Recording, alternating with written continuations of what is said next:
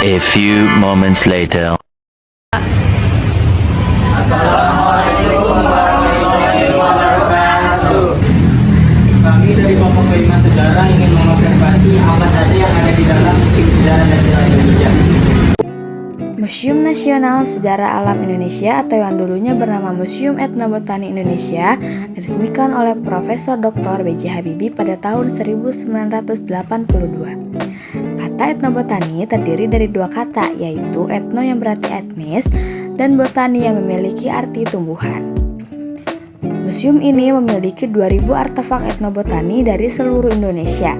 Etnobotani berarti suatu ilmu yang mempelajari pemanfaatan tumbuhan oleh suku bangsa tertentu untuk kepentingan sehari-hari. Museum ini menyimpan berbagai macam tanaman dari penjuru Nusantara serta budayanya. Tujuan museum ini dibuat untuk melestarikan flora dan budaya Indonesia yang beragam, serta sebagai sarana informasi sekitar ruang lingkup etnobotani.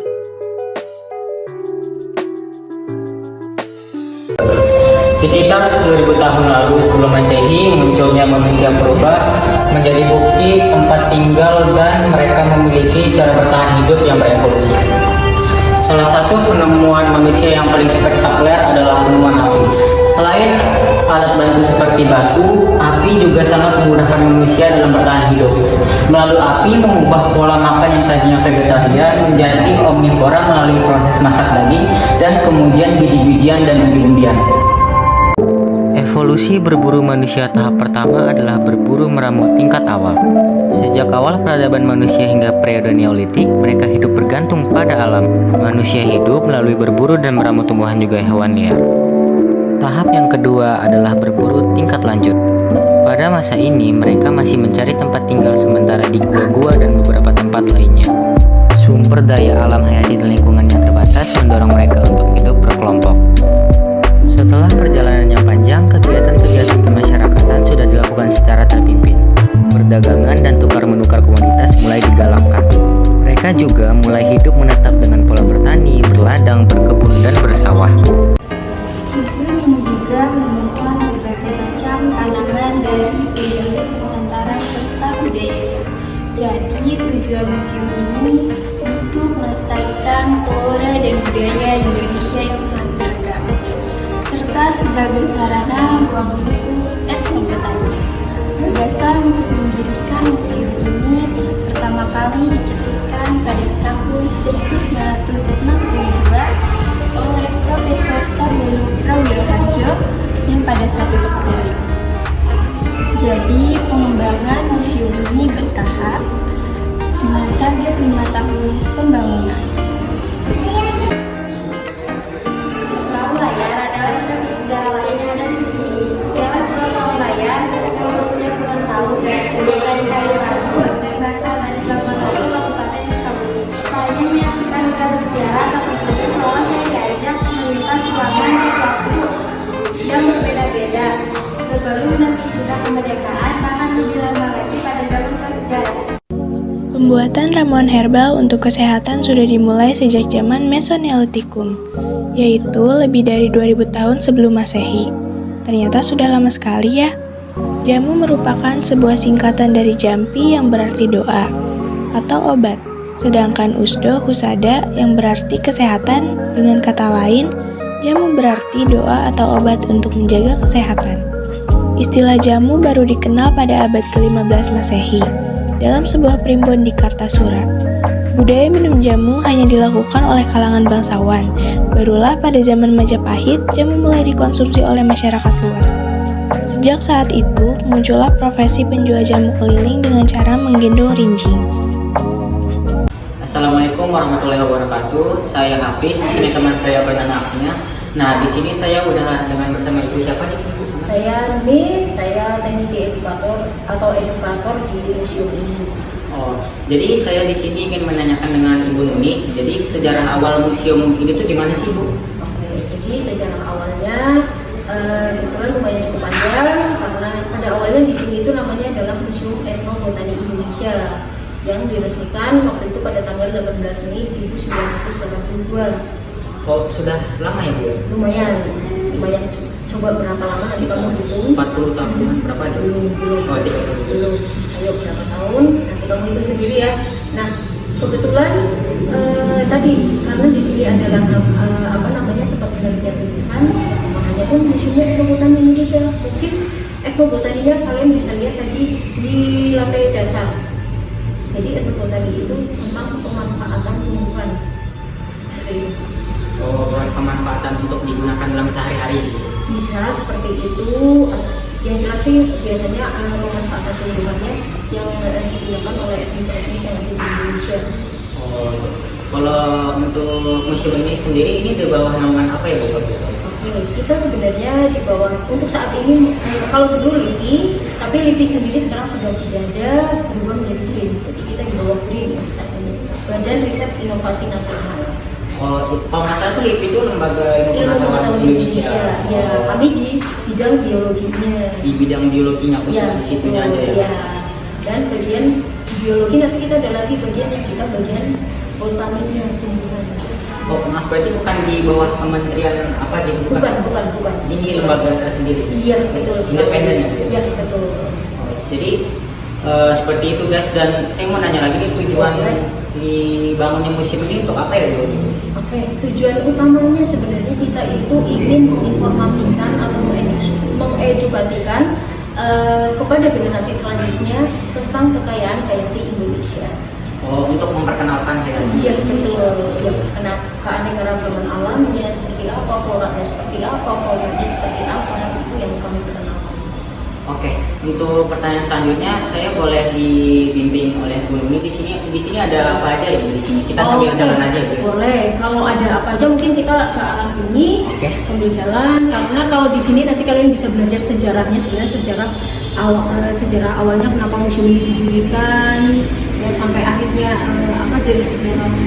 Kita tidak lepas dari namanya sejarah ya, penjajahan sendiri itu. Iya, benar. Karena penjajahan sendiri kan mereka ingin mengambil rempah-rempahnya. Tapi dari penjajahan pun kita bisa belajar karena mereka tidak hanya ingin mengambil terus menerus, karena kalau diambil terus menerus itu akan habis, ya kan? Jadi makanya sebenarnya dijajah pun ada untungnya, karena biasanya bangsa yang menjajah itu mereka dalam segala hal lebih maju, ya, sampai akhirnya dibangunlah Kebun Raya Bogor. Ya, jadi Kebun Raya Bogor dulu gunanya untuk mereka mencoba menanam kembali tumbuhan-tumbuhan, atau yang jelas sekarang bukan rempah aja tapi bermacam-macam aneka tumbuhan, mencoba menanamnya di Kebun Raya Bogor. Makanya Kebun Raya Bogor itu adalah tempat apa? Untuk menaruh Menaruh apa? sumber hayati tumbuhan-tumbuhan gitu. Kalau di sini leci ini maksudnya apa ya Bu? Oke, leci ini sebenarnya salah satu tumbuhan yang pertama kali dibawa atau ditanam. Salah satu tumbuhan pertama yang ditanam di Kebun Raya Bogor. Oh, jadi tumbuhan yang pertama ditanam di Kebun Raya Bogor ini tumbuhan leci, teman-teman. Salah satunya iya. Ini kebetulan leci ini bukan dari Indonesia tapi dari Cina. Nah, ada lagi mungkin nanti kalian tahu kelapa sawit nggak? Kelapa sawit tahu. Kelapa sawit dari mana sih? Kelapa sawit banyaknya, saya tahunya kalau nggak salah kelapa sawit banyak dari daerah Sumatera. Ya. Asalnya itu dari mana? Itu bukan tanaman Indonesia. Bukan tanaman Indonesia? Bukan. Oh, baru tahu saya. Jadi itu tanaman introdus. Jadi kebetulan mereka jadi membawa biji kelapa sawit karena kelapa sawit itu dari Afrika. Dari Afrika? Iya, dari Afrika.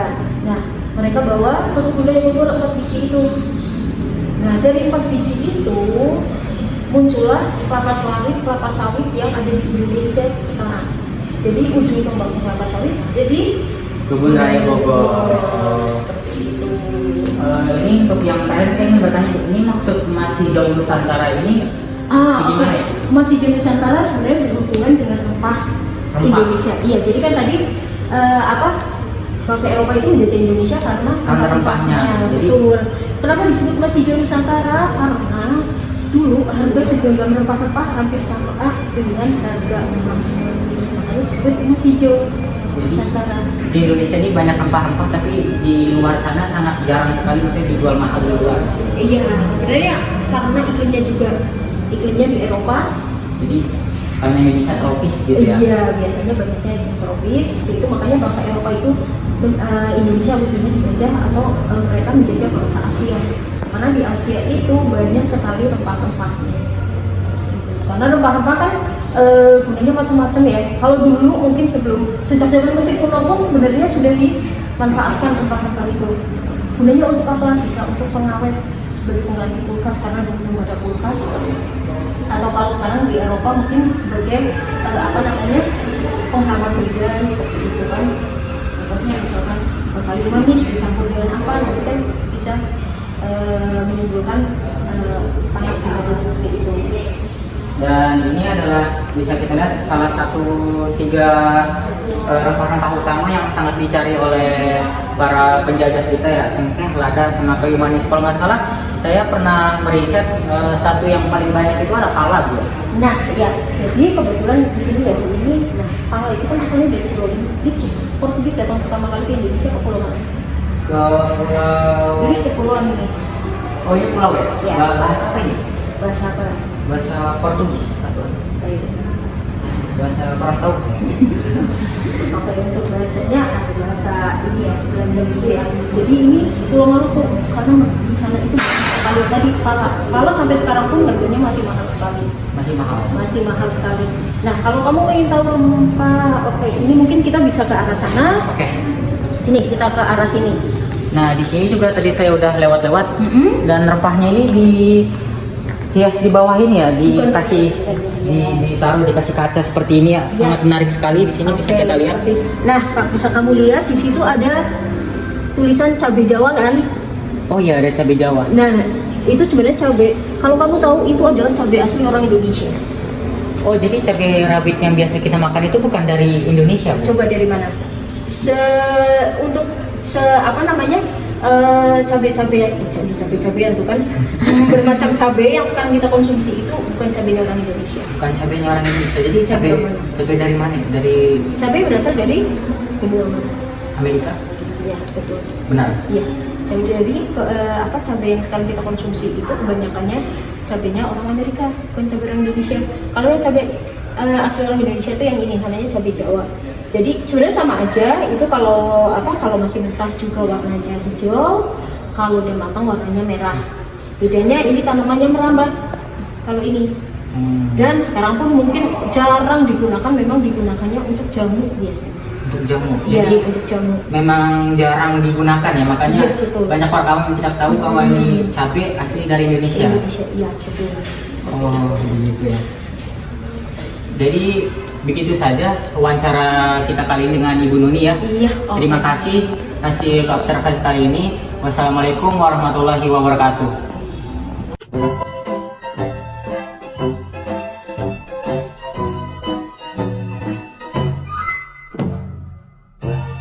Behind the scene.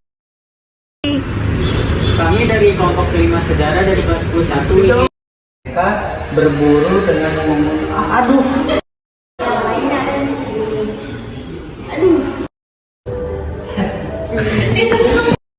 Super Rabbit, the best Super Rabbit nasional sejarah alam Indonesia.